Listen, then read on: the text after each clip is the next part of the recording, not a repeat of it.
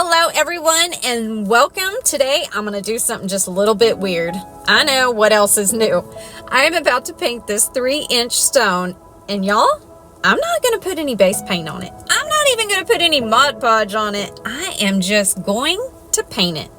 Did I mention I'm not even going to put any guidelines on it? Nope. We're going to have some fun today. I want to try using really colorful colors and pretend this is like a white background. I know it's going to change a little bit when I put sealant on it, but I want to give it a try. Wouldn't it be fantastic if we could just take one of our stones and start painting? Oh my gosh, my patience could never be more happy. All right, you guys, I'm going to leave everything I use down in the description, a whole bunch of helpful videos, but for now, I'm going to just get to painting. Y'all cross your fingers. Let's see how this turns out.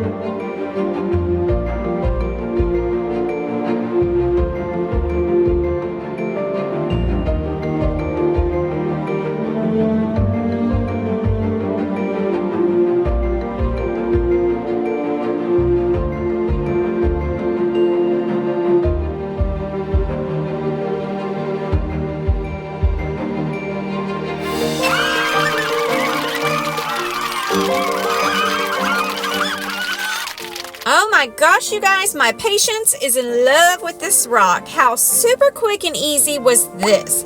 I'm telling you, if there's one thing about painting I don't really care for, it is base painting rocks white.